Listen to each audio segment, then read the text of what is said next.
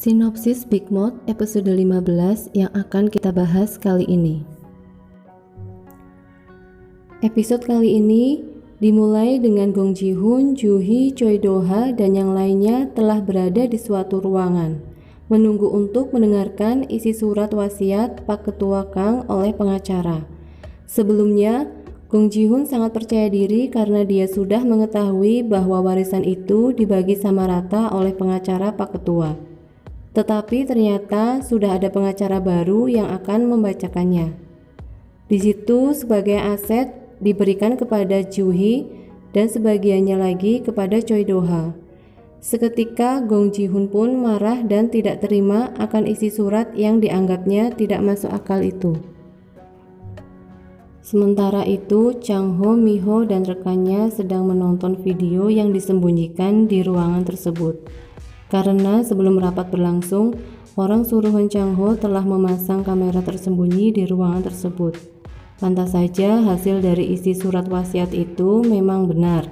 Semua diberikan kepada Joo-hee dan Choi Do-ha, sesuai yang diperkirakan Chang-ho. Tidak berapa lama Mi-ho mendapatkan telepon dari dokter yang memeriksanya. Kemudian mengatakan supaya Mi-ho segera datang ke rumah sakit untuk mengetahui hasil pemeriksaan kemarin. Mi-ho pun datang dan bertanya bagaimana hasilnya, Dok. Tapi dokter terdiam sejenak. Kemudian Mi-ho memaksa untuk segera memberitahunya. Karena Mi-ho adalah perawat, jadi dia tidak apa-apa dan akan baik-baik saja. Kemudian dokter mengatakan kalau Mi-ho mengidap limfoma stadium 4 akut. Mi-ho pun terlihat menyedihkan setelah mendengar hal tersebut. Chang-ho dan Mi-ho berbincang berdua sambil menikmati suasana pantai. Mi-ho bertanya, "Apakah kau pernah berbohong selama kita menikah?" Kemudian Chang-ho pun bertanya balik kepada Mi-ho, "Apa kau pernah berbohong padaku?" Mi-ho menjawab, "Semua orang pasti pernah berbohong termasuk aku." Mereka pun tersenyum. Mi-ho berkata, "Jika kau adalah Big Moss bukan? Kau menjadi Big Moss setelah kematian Noh Park." Chang-ho pun terkejut kenapa Mi-ho sudah tahu kalau dia seorang Big Moss. Mi-ho tahu karena semua orang patuh akan perintahnya. Karena kelelahan, Mi-ho pun minta untuk digendong dan mencoba mengingat kenangan indah saat bersama Chang-ho dulu.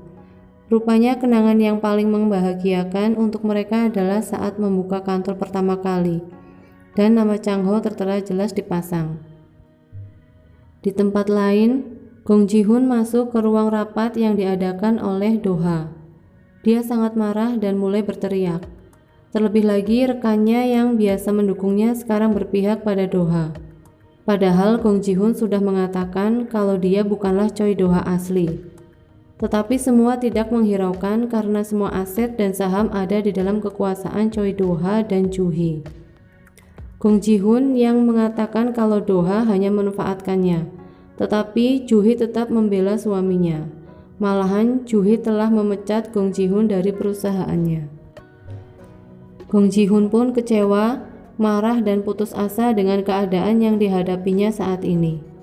Kemudian dia pun menyerahkan flash disk kepada Chang-ho. "Hanya ini yang bisa kubantu," kata Gong Ji-hoon pada Chang-ho. Chang-ho bertanya apakah Pak Ketua Kang mempunyai anak. Gong Ji-hoon menjawab, "Iya, tetapi putra Pak Ketua sudah lama tidak diakui sebagai anak. Dia juga sudah lama tinggal di Texas, Amerika." Chang-ho mengatakan kalau saja putranya datang ke sini, bisa saja dia menggugat haknya sebagai putra kandung Pak Ketua. Dan Choi Do-ha pun akan lengser dari kekuasaannya.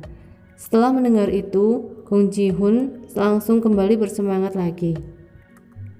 Kemudian Gong Ji-hoon menyuruh jaksa Choi untuk mencari putra Pak Ketua. "Apakah Pak Ketua mempunyai putra?" tanya jaksa Choi.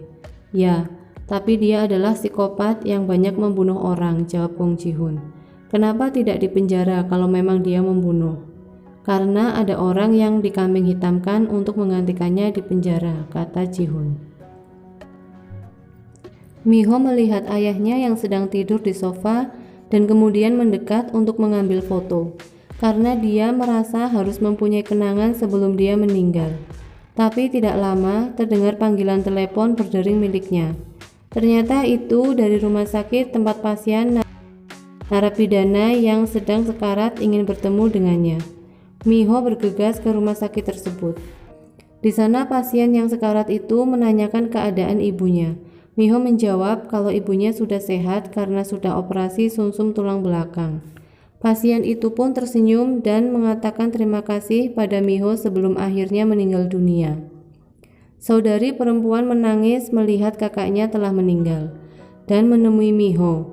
Dia mengatakan bahwa kakaknya bukanlah pembunuh berantai. Dia hanya menanggung dosa psikopat karena dijanjikan untuk pengobatan ibunya supaya sembuh. Dia rela dipenjara sampai terkena penyakit dan meninggal.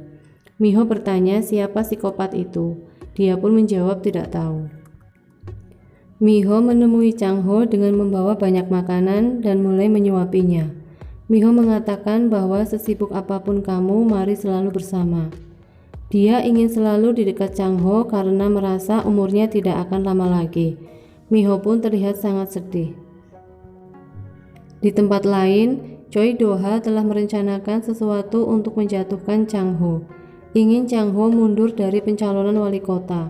Dia bekerja sama dengan jaksa yang dulu terlibat dengan Chang Ho.